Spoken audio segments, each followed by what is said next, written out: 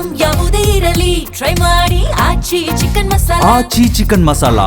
ರಾಜ್ಯದಾದ್ಯಂತ ಹೆಚ್ಚಿದಂತ ರಣ ಬಿಸಿಲು, ಆರೋಗ್ಯ ಸಿಬ್ಬಂದಿ ಅಲರ್ಟ್ ಘೋಷಣೆ ಮಾಡಿದ್ದಾರೆ. ಬೆಂಗಳೂರು ಗ್ರಾಮಾಂತರ ಜಿಲ್ಲೆಯಲ್ಲಿ 36 ಡಿಗ್ರಿ ಸೆಲ್ಸಿಯಸ್ ತಾಪಮಾನ ದಾಖಲಾಗಿದೆ. ಹೀಗಾಗಿ ಆದಷ್ಟು ಎಚ್ಚರಿಕೆ ವಹಿಸಬೇಕು ಅಂತ ಅಲರ್ಟ್ ಘೋಷಣೆ ಮಾಡಿದ್ದಾರೆ.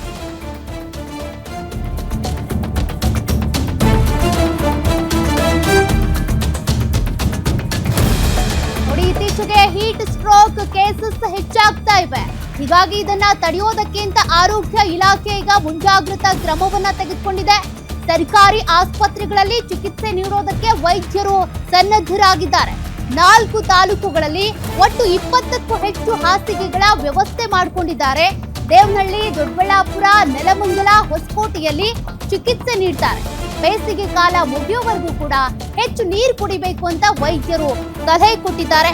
ಇನ್ನು ಕೂಲ್ ಡ್ರಿಂಕ್ಸ್ ಬದಲು ORS, ಮಜ್ಜಿಗೆ ಸೇವನೆ ಮಾಡಿ ಅದು ಆರೋಗ್ಯಕ್ಕೆ ಒಳ್ಳೆಯದು ಅಂತ ಹೇಳಿದ್ದಾರೆ. ಸನ್ ಸ್ಟ್ರೋಕ್ ಲಕ್ಷಣ ಕಂಡ ಕೂಡಲೇ ಆಸ್ಪತ್ರೆಗೆ ಬಂದು ವೈದ್ಯರ ಸಲಹೆ ಪಡ್ಕೊಳ್ಳಿ ಅಂತ ಕೂಡ ಸಜೆಷನ್ಸ್ ಕೊಟ್ಟಿದ್ದಾರೆ. ಇವತ್ತು ದೇಶಾದ್ಯಂತ ಬಿಸಿಲಿನ ಶಾಖ ಜನರನ್ನ ಸುಡ್ತಾ ಇದೆ. ಅದೇ ರೀತಿ ಯಾವೆಲ್ಲ ಮುನ್ನೆಚ್ಚರಿಕಾ ಕ್ರಮಗಳನ್ನ ಕೈಗೊಳ್ಬೇಕಂತೇಳಿ ಈಗಾಗಲೇ ಆರೋಗ್ಯ ಇಲಾಖೆ ಪ್ರತಿಯೊಂದು ರಾಜ್ಯದ ಪ್ರತಿಯೊಂದು ಆಸ್ಪತ್ರೆಗೂ ಸಹ ಕೆಲವೊಂದಿಷ್ಟು ಗೈಡ್ಲೈನ್ಸ್ ಅನ್ನ ಬಿಡುಗಡೆ ಮಾಡಿರುವಂತದ್ದು. ಈಗ ನಾವಿರುವಂತದ್ದು ಬೆಂಗಳೂರು ಗ್ರಾಮಾಂತರ ಜಿಲ್ಲೆ ದೊಡ್ಡಬಳ್ಳಾಪುರ ತಾಲೂಕಿನಲ್ಲಿರುವಂತಹ ಸರ್ಕಾರಿ ಆಸ್ಪತ್ರೆಯಲ್ಲಿ ಇದ್ದೀವಿ.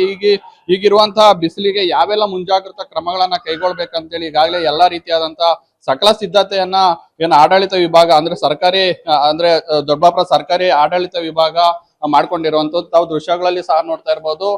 ಬಿಸಿಲಿನ ಶಾಖದಿಂದ ಸಮಸ್ಯೆನ ಎದುರಿಸಿ ಬರುವಂತ ಪ್ರತಿ ರೋಗಿಗೂ ಸಪರೇಟ್ ಆದಂತ ಒಂದು ವಾರ್ಡ್ ಅನ್ನ ಸಹ ಮೀಸಲಿಟ್ಟಿರುವಂತದ್ದು. ಬಿಸಿಲಿನ ಆಘಾತ ಎನ್ನುವ ವಾರ್ಡ್ ಅನ್ನ ಸಹ ಈಗ ಎಲ್ಲಾ ರೀತಿಯಾದಂತ ತಯಾರಿಯನ್ನ ಮಾಡ್ತಾ ಇರುವಂತದ್ದು ತಾವು ದೃಶ್ಯಗಳಲ್ಲಿ ಸಹ ನೋಡಬಹುದು. ಯಾವ ವ್ಯಕ್ತಿ ರೋಗಿ ಬಿಸಿಲಿನ ಶಾಖದಿಂದ ಬಂದು ಇಲ್ಲಿ ಅಡ್ಮಿಟ್ ಆಗ್ತಾರೆ ಅಂದ್ರೆ ಚಿಕಿತ್ಸೆಯನ್ನ ಪಡ್ಕೊಳ್ತಾರೆ, ಅವ್ರಿಗೆ ಬೇಕಾಗಿರುವಂತಹ ಪ್ರತಿಯೊಂದು ಔಷಧಿಯನ್ನು ಸಹ ಈಗಾಗಲೇ ಎಲ್ಲಾ ರೀತಿಯಾದಂತಹ ಪೂರ್ವ ತಯಾರಿಯನ್ನ ಸಹ ಮಾಡ್ಕೊಂಡಿರುವಂತದ್ದು. ಬೆಡ್ ವ್ಯವಸ್ಥೆ ಆಗಿರ್ಬೋದು, ಸಂಬಂಧಪಟ್ಟ ಔಷಧೋಪಚಾರಕ್ಕೆ ಬೇಕಾಗಿರುವಂತ ಎಲ್ಲ ಮೆಡಿಸನ್ಗಳು ಸಹ ಈಗಾಗಲೇ ಎಲ್ಲಾ ರೀತಿಯಾದಂತ ಶೇಖರಣೆ ಮಾಡಿ ಇಟ್ಕೊಂಡಿರುವಂತದ್ದು. ಈಗ ನಮ್ ಜೊತೆ ವೈದ್ಯಾಧಿಕಾರಿಗಳಿದ್ದಾರೆ, ಅವ್ರನ್ನೇ ಮಾತಾಡಿಸ್ತಾ ಹೋಗ್ತೇನೆ. ಸರ್, ಯಾವೆಲ್ಲ ಪೂರ್ವ ತಯಾರಿಗಳನ್ನ ಮಾಡ್ಕೊಂಡಿದ್ದೀರಿ? ಯಾವ ತರ ಇದೆ ರೆಸ್ಪಾನ್ಸ್? ಯಾರಾದ್ರೂ ರೋಗಿಗಳು ಬಂದು ಹೋಗಿರೋದು ಕಂಡು ಬಂತ ಸರ್ ಇತ್ತೀಚಿನ ದಿನಗಳಲ್ಲಿ? ಈಗ ನಿಮಗೆಲ್ಲ ಗೊತ್ತಿರೋ ಹಾಗೆ ಬಿಸಿಲಿನ ತಾಪಮಾನ ದಿನೇ ದಿನೇ ಬಹಳ ಏರ್ತಾ ಇದೆ. ಈ ತರ ಆದಾಗ ಈ ಸ್ಟ್ರೋಕ್ ಆಗಂತ ಚಾನ್ಸಸ್ ಇದೆ. ಈ ಸ್ಟ್ರೋಕ್ ಅಂತಂದ್ರೆ ದೇಹದ ತಾಪಮಾನ ಜಾಸ್ತಿ ಆಗೋದು, ಮತ್ತೆ ಮನುಷ್ಯ ಹೆಚ್ಚು ಸುಸ್ತಿಗೀಡಾಗೋದು, ತಲೆನೋವು ಬರೋದು, ವಾಂತಿ ಆಗುವಂಥದ್ದು, ಮತ್ತೆ ಇನ್ನೂ ಹೆಚ್ಚಿಗೆ ಹೀಟ್ ಸ್ಟ್ರೋಕ್ ಜಾಸ್ತಿ ಆದಾಗ ಮನುಷ್ಯನಿಗೆ ಪ್ರಜ್ಞಾನ ಸ್ಥಿತಿಗೂ ಸಮೇತ ಹೋಗುವಂತ ಒಂದು ಸಂಭವತೆ ಇರ್ತದೆ. ಹೀಗಾಗಿ ಅದಕ್ಕೆ ಪೂರ್ವಭಾವಿಯಾಗಿ ನಾವು ನಮ್ಮ ಆಸ್ಪತ್ರೆಯಲ್ಲಿ 2 ಪ್ರತ್ಯೇಕವಾದಂಥ ಬಿಸಿಲಿನ ಆಘಾತಕ್ಕೆ ಒಳಗಾದ ವ್ಯಕ್ತಿಗಳು ಚಿಕಿತ್ಸೆ ಕೊಡೋದಕ್ಕೆ 2 ಬೆಡ್ಗಳ ವಾರ್ಡನ್ನ, ವಿಶೇಷವಾದ ವಾರ್ಡನ್ನ ರೆಡಿ ಮಾಡ್ಕೊಂಡಿದ್ದೀವಿ. ಸಂಬಂಧಪಟ್ಟಂತೆ ವ್ಯಕ್ತಿ ನಿರ್ಜಲೀಕರಣಗೊಂಡಾಗ ಅವ್ರಿಗೆ ಗ್ಲೂಕೋಸ್ ಪಾಟ್ಗಳಾಗಿರ್ಬೋದು, ಮತ್ತೆ ಅತಿ ತುರ್ತು ಚಿಕಿತ್ಸೆಗೆ ಸಂಬಂಧಪಟ್ಟಂತ ಎಲ್ಲ ಮೆಡಿಸಿನ್ಗಳಾಗಿರ್ಬೋದು, ECG ಯಂತ್ರಗಳಾಗಿರ್ಬೋದು, ಮತ್ತೆ ಆಸ್ಪತ್ರೆಯಲ್ಲಿ ಸೆಂಟ್ರಲ್ ಆಕ್ಸಿಜನ್ ಎಲ್ಲ ಇದೆ. ಮತ್ತೆ ನಿವೃತ್ತ ಸಿಬ್ಬಂದಿಯನ್ನು ಸಮೇತವಾಗಿ ನಾವು ನೇಮಕ ಮಾಡ್ಕೊಂಡಿದ್ದೇವೆ. ಸಂಬಂಧಪಟ್ಟಂಗೆ ಪಕ್ಕದಲ್ಲಿ ನಮಗೆ ಕ್ಯಾಜುಯಾಲಿಟಿ ವಾರ್ಡ್ ಇದೆ, ಮತ್ತೆ ಮುಂಭಾಗದಲ್ಲಿ ಹೊಟೆ ನಂಬರ್ 1ರಲ್ಲಿ 24x7 ವೈದ್ಯರ ಲಭ್ಯತೆ ಇರುವ ಸಮೇತ ನೋಡ್ಕೊಂಡಿದ್ದೇವೆ.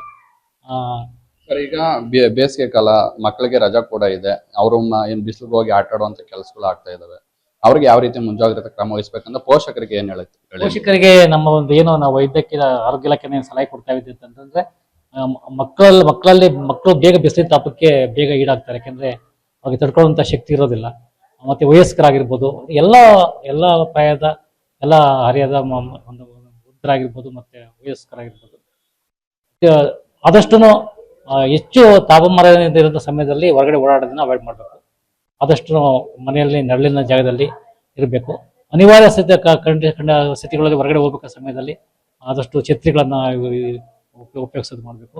ಮತ್ತೆ ಅತಿ ಹೆಚ್ಚಿನದಾಗಿ ದೇಹ ನಿರ್ಜಲೀಕರಣಗೊಳ್ಳೋದಾಗೆ ಪದೇ ಪದೇ ನೀರು ಕುಡಿಯೋದಂಥದ್ದು, ದ್ರವರೂಪದ ಆಹಾರ, ಮಜ್ಜಿಗೆ ಇರ್ಬೋದು, ಎಳ್ನೀರು ಇರ್ಬೋದು, ನೀರು ಇರ್ಬೋದು, ಅದೇ ಸೇವನೆ ಮಾಡಬೇಕು. ಆದಷ್ಟು ಅನವಶ್ಯಕವಾಗಿ ಬಿಸಿಲಲ್ಲಿ ಓಡಾಡೋದನ್ನ. ಇದುವರೆಗೆ ಯಾವ್ದಾದ್ರು ರೋಗಿ ಬಂದು ಚಿಕಿತ್ಸೆ ಪಡ್ಕೊಳ್ಳೋ ಕೆಲಸ ಆಯ್ತಾ ಹೇಗೆ ಅಂತ ಸರ್? ಇದುವರೆಗೂ ಅಂತ ಯಾವುದೇ ಪ್ರಕರಣಗಳು ನಮ್ಮಲ್ಲಿ ಬಂದಿಲ್ಲ. ಯಾವ ಪ್ರಕರಣಗಳು ಬಂದ್ರೆ ನಾವು ತಕ್ಷಣವೇ ಸೂಕ್ತವಾದ ಚಿಕಿತ್ಸೆ ಕೊಡೋಕೆ ನಾವೆಲ್ಲ ಸಿದ್ಧರಿದ್ದೇವೆ. ಇದಿಷ್ಟು ಆಡಳಿತಾಧಿಕಾರಿ ವೈದ್ಯಾಧಿಕಾರಿ ಹೇಳ್ತಾ ಇರೋ ಮಾತಾಗಿರುವಂತದ್ದು. ಅಂದ್ರೆ ದೊಡ್ಡಬಳ್ಳಾಪುರ ಸರ್ಕಾರಿ ಆಸ್ಪತ್ರೆಯಲ್ಲಿ ಶಾಖಾ ಆಘಾತಕ್ಕೆ ಒಳಗಾಗಿ ಬರುವಂತ ವ್ಯಕ್ತಿಗಳಿಗೆ ಎಲ್ಲಾ ರೀತಿಯಾದಂತ ತಯಾರಿ ಮಾಡ್ಕೊಂಡಿದ್ದೇವೆ, ನಾವು ಚಿಕಿತ್ಸೆ ಕೊಡ್ಲಿಕ್ಕೆ ತಯಾರು ಮಾಡ್ಕೊಂಡಿದ್ದೇವೆ. ಆದ್ರೆ ಸಾರ್ವಜನಿಕರು ಮುಂಜಾಗ್ರತಾ ಕ್ರಮನ ವಹಿಸಿ ಏನೋ ಸಮಸ್ಯೆಯಿಂದ ದೂರ ಇರ್ಬೇಕಂತೇಳಿ ಹೇಳ್ತಾ ಇರುವಂತದ್ದು. ಕ್ಯಾಮ್ರಾ ಪರ್ಸನ್ ರಮೇಶ್ ಜೊತೆ Mahesh beam, guarantee news, Devanahalli. ರಾಜ್ಯದಲ್ಲಿ ವಿಪರೀತ ಬಿಸಿಲಿನ ಬೇಗೆ ಇದೆ. ಹೀಗಾಗಿ ಧಾರವಾಡದಲ್ಲಿ ತಾಪಾಘಾತ ಕೇಂದ್ರವನ್ನ ಸ್ಥಾಪನೆ ಮಾಡಲಾಗಿದೆ. 8 ಬೆಡ್ಗಳ ಹವಾನಿಯಂತ್ರಿತ ವಾರ್ಡ್ ಓಪನ್ ಮಾಡಿದ್ದಾರೆ.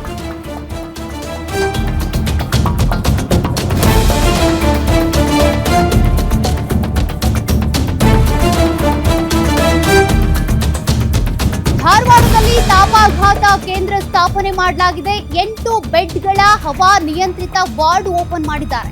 ನಿರ್ಜಲೀಕರಣ, ವಾಂತಿ ಭೇದಿಯಿಂದ ಬಳಲ್ತಾ ಇರುವವರಿಗೆ ಚಿಕಿತ್ಸೆ ಕೊಡಲಾಗುತ್ತೆ. ಈ ವಾರ್ಡ್ನಲ್ಲಿ ಎಸಿ ಕೊಠಡಿಯ ಜೊತೆಗೆ ಫ್ರಿಡ್ಜ್ ವ್ಯವಸ್ಥೆಯನ್ನು ಕೂಡ ಮಾಡಿದ್ದಾರೆ ಸಿಬ್ಬಂದಿ. ಮಧ್ಯಾಹ್ನದ ಹೊತ್ತಿಗೆ ಬಿಸಿಲಿನ ತಾಪಮಾನದಲ್ಲಿ ಹೆಚ್ಚಳ ಉಂಟಾಗುತ್ತೆ. ಹೀಗಾಗಿ ತಾಪಾಘಾತ ಕೊಠಡಿ ನಿರ್ಮಾಣ ಮಾಡಿ ಚಿಕಿತ್ಸೆಯನ್ನ ಕೊಡಿಸಲಾಗ್ತಾ ಇದೆ. ಬಾಡಿ ಡಿಹೈಡ್ರೇಟ್ ಆಗದೆ ಇರೋ ರೀತಿಯಾಗಿ ನೋಡ್ಕೊಳ್ಬೇಕು, ಹೆಚ್ಚಾಗಿ ನೀರು ಕುಡಿಬೇಕು, ಮಜ್ಜಿಗೆ ಸೇವನೆ ಮಾಡಬೇಕು. ಕೂಲ್ ಡ್ರಿಂಕ್ಸ್ ಬದಲಿಗೆ ನೀರು ಮಜ್ಜಿಗೆಯನ್ನ ಹೆಚ್ಚಾಗಿ ಸೇವಿಸಿ ಅಂತ ಈಗಾಗಲೇ ತಜ್ಞರು ಸಲಹೆ ಕೊಟ್ಟಿದ್ದಾರೆ. ಅದೇ ರೀತಿಯಾಗಿ ಜಿಲ್ಲಾವಾರು ತಾಪಾಘಾತ ಕೊಠಡಿ ಅಥವಾ ಹೀಟ್ ಸ್ಟ್ರೋಕ್ ಚಿಕಿತ್ಸೆಗೆ ಸಂಬಂಧಪಟ್ಟಂತೆ ವಾರ್ಡ್ಗಳನ್ನು ಕೂಡ ಸ್ಥಾಪನೆ ಮಾಡೋದ್ರ ಮೂಲಕ ತಕ್ಷಣಕ್ಕೆ ಚಿಕಿತ್ಸೆ ಕೊಡಿಸಬೇಕು ಅನ್ನುವಂತ ವ್ಯವಸ್ಥೆಯನ್ನ ಮಾಡಲಾಗ್ತಾ ಇದೆ.